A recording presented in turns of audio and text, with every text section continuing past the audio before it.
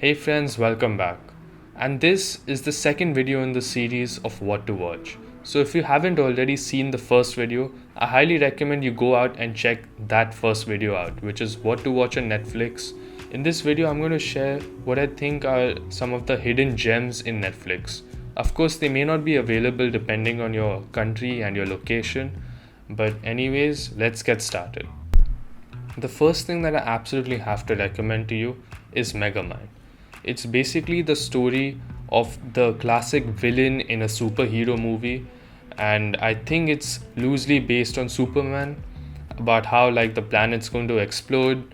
So then Superman, or in this case the hero of the city, is sent in a capsule.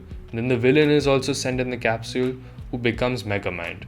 And he becomes MegaMind, the villain, because instead of landing in the mayor's house as the rich guy from the same planet did, he lands in the prison. So he's raised in the prison by the prisoners. Yeah, you can tell that it's a really good movie. Although this is a children's movie, it's actually a movie for all ages because it explores such deep themes. It's like a Pixar movie. I don't know whether this has actually been made by Pixar or not, but it very probably could be. Say MegaMind is also a story about how you're challenging the stereotypes around yourself, like how MegaMind is portrayed as the villain and he tries to live up to that role, but he actually isn't. So he tries to change and ultimately he becomes a hero in the end. So unlike the classic anti-hero thing in which, oh, this is the hero and he's actually a villain, this is about like MegaMind goes the other way. It's like this is the villain of the story, but he turns out to become the hero. He turns out to be the hero.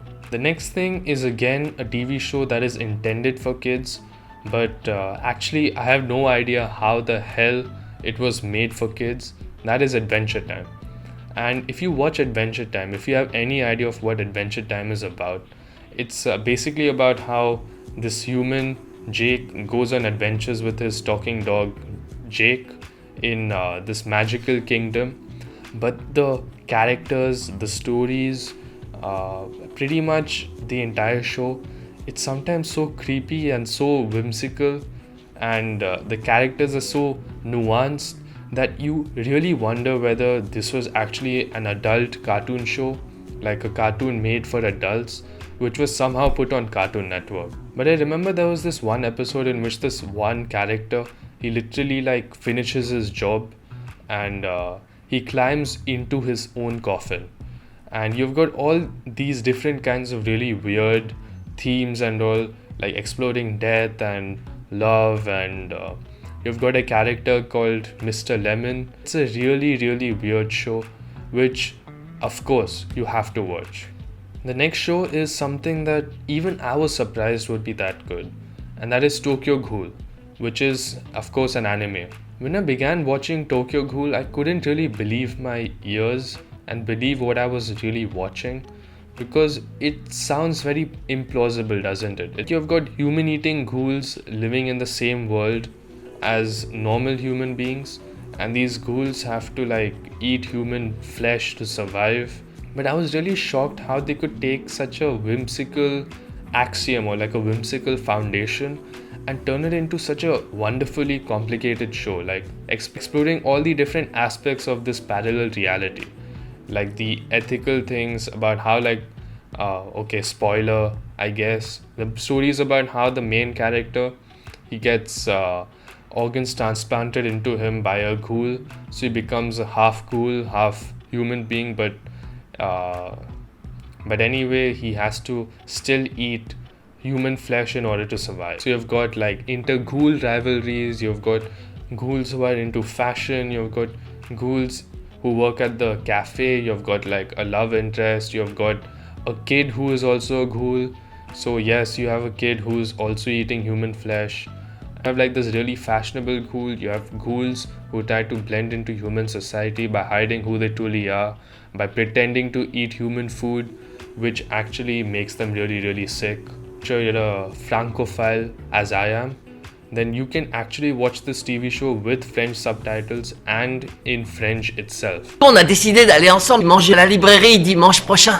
Amusez-vous bien. Merci. Now my next recommendation is again a movie, and that is Rango.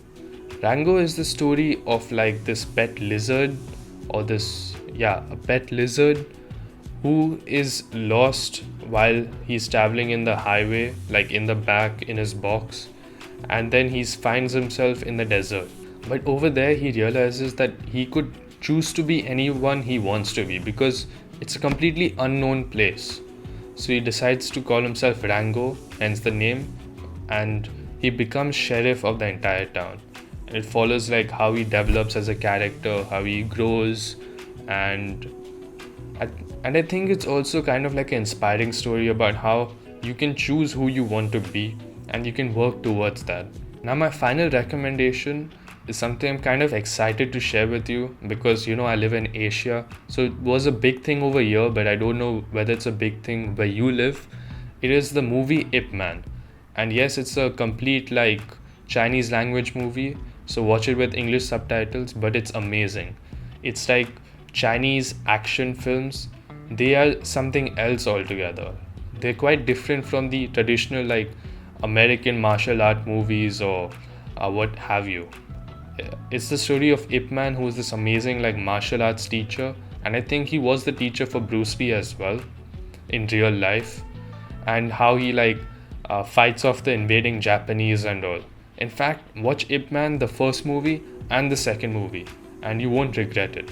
What's important to also note in this movie, and something really interesting, is the portrayal of the Japanese invading forces and how they're terrorizing the entire town and all. Again, this is kind of like more of a propaganda kind of thing. It's showing the Japanese like as cruel, as aggressive, which they very well could have been, and they were. But again, it is meant to stoke nationalistic feelings against the Japanese as well, because it is a Chinese film made for Chinese audiences. So if you keep in mind the historical context, you can really see how that plays out.